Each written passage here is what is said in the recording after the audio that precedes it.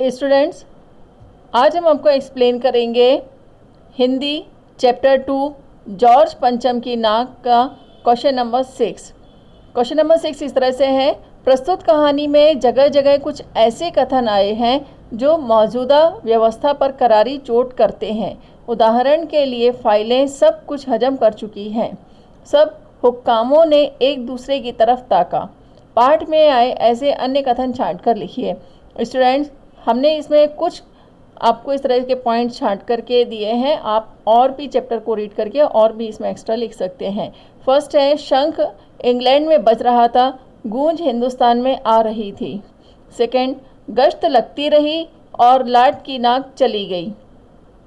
Third, सड़कें जवान हो गई, बुढ़ापे की धूल साफ हो गई। फोर्थ, रानी आए और नाक ना हो तो हमारी भी नाक नहीं रह जाएगी। फिफ्थ, एक खास कमेटी बनाई गई और उसके जिम्मे यह काम दिया गया। सिक्स, 40 करोड़ में से कोई एक जिंदा नाक काटकर लगा दी जाए। क्वेश्चन नंबर 7 है, नाक मान सम्मान व प्रतिष्ठा का द्योतक है। यह बात पूरी व्यंग्य रचना में किस तरह उभर कर आई है, लिखिए। इसका आंसर इस तरह से लिखेंगे, नाक इज्जत, प्रतिष्ठा, मान मर्यादा और सम्मान का प्रतीक है। शायद यही कारण है कि इससे संबंधित कई मुहावरे प्रचलित हैं, जैसे नाक कटना, नाक रखना, नाक का सवाल, नाक रगड़ना आदि। इस पाठ में नाक मान सम्मान व प्रतिष्ठा का द्योतक है। यह बात लेखक ने व्यंग्य के माध्यम से विभिन्न बातों के द्वारा व्यक्त की है। रानी एलिजाबेथ अपने पति के साथ भारत दौरे पर आ रही थी। ऐसे मौके में जॉर्ज पंचम की नाक का ना होना उनकी प्रतिष्ठा को धूमिल करने जैसा था। सरकारी तंत्र विदेशियों की नाक को ऊंचा करने के कार्य को अपनी नाक का सवाल बना लेते हैं। यहाँ तक कि जॉर्ज पंचम की नाक का सम्मान व्यक्त करने के लिए वे भारत के महान नेताओं एवं साहसी बालकों के सम्मान को भी ताक पर रख देते हैं। इस पाठ में सरकारी तंत्र की गुलाम मानसिकता तथा बेईमानी की स्पष्ट झलक दिखाई देती है।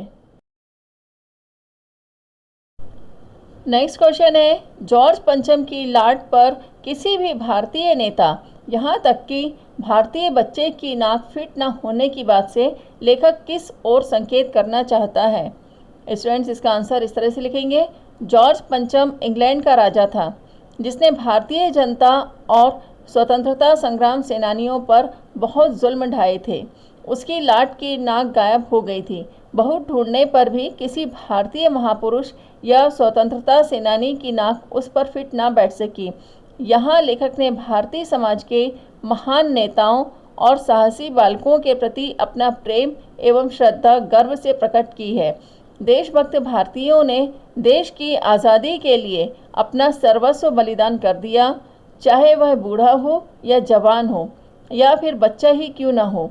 उनकी मान मर्यादा और इज्जत के समक्ष जॉर्ज पंचम या उसके समतुल्य यानी उसके बराबर किसी अन्य की कोई इज्जत नहीं। इसलिए जॉर्ज पंचम की नाक से हमारे भारतीय देशभक्तों की नाक सहस्त्रों गुना ऊंची है।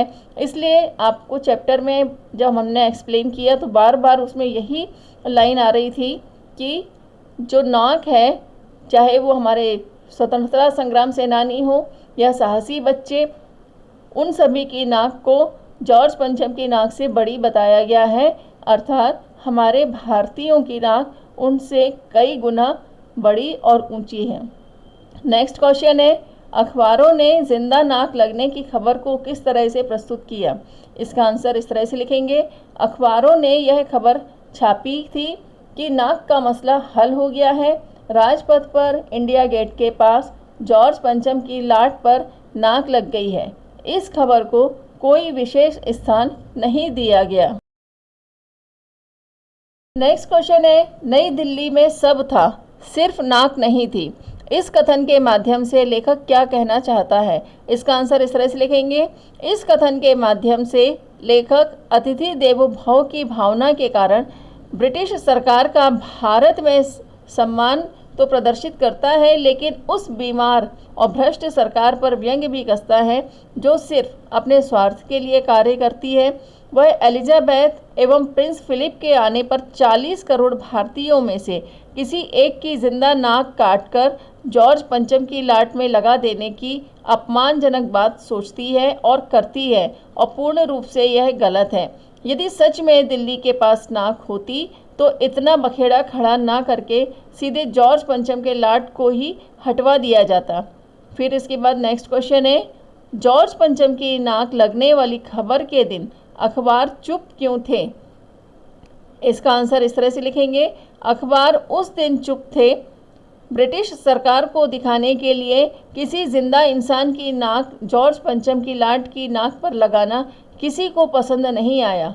यदि वे सच छाप देते तो पूरी दुनिया क्या कहती? दुनिया के लोग जब जानते कि आज़ादी के बाद भी दिल्ली में बैठे हुक्मरान आज भी अंग्रेज़ों के आगे अपनी दुम हिलाते हैं, प्रायः अखबारों पर सरकारी दबाव भी रहता है।